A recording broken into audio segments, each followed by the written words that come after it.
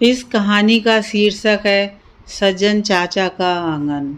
दो सन्यासी युवक यात्रा करते करते किसी गांव में पहुंचे। लोगों से पूछा, हमें एक रात्रि यहाँ रहना है, किसी पवित्र परिवार का घर दिखाओ। लोगों ने बताया कि वहाँ एक चाचा का घर है, साधु महात्माओं का आदर सत्कार करते हैं।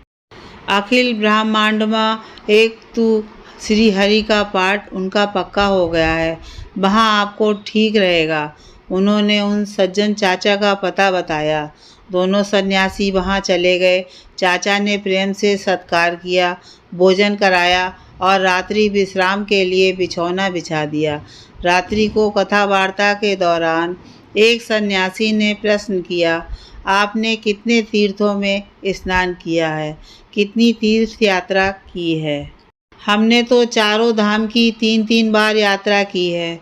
चाचा ने कहा, मैंने एक भी तीर्थ यात्रा, दर्शन या स्नान नहीं किया है। यहीं रहकर भगवान का भजन करता हूँ और आप जैसे भगवत स्वरूप अतिथि पधारते हैं तो सेवा करने का मौका लेता हूँ। अभी तक कहीं भी नहीं गया हूँ। दोनों सन्यासी आपस में सोचने लगे, ऐसे व्यक्ति का अन्न खाया, अब यहाँ से चले जाएं तो रात्रि कहाँ बिताएंगे?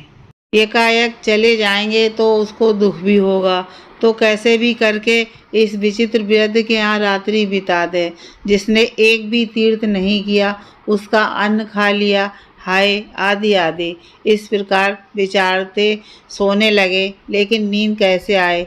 करवटें बदलते बदलते मध्य रात्रि हुई। इतने में द्वार से बाहर देखा तो गौ के गोबर से लिपे हुए बरामदे में एक काली गाय आई, फिर दूसरी आई, तीसरी, चौथी, पांचवी। ऐसा करते करते गायें आईं। हर एक गाय वहां आती, बरामदे में लोट-पोट होती और सफ़ेद हो जाती, तब अदृश्य हो जाती। ऐसे कितनी ही काली गायें आईं और सफ़ेद होकर विदा हो गईं। दोनों सन्यासी फटी आँखों से देखते ही रह गए, दंग रह गए कि यह क्या कौतुक हो रहा है। आखिरी गाय जाने को तैयारी में थी तो उन्होंने उसे प्रणाम करके पूछा, हे गौ माता, आप कौन हो और यहाँ कैसे आना हुआ? यहाँ आकर आप श्वेत वर्ण हो जाती हो, इसमें क्या रहस्य है? कृपा करके आपका परिचय दें।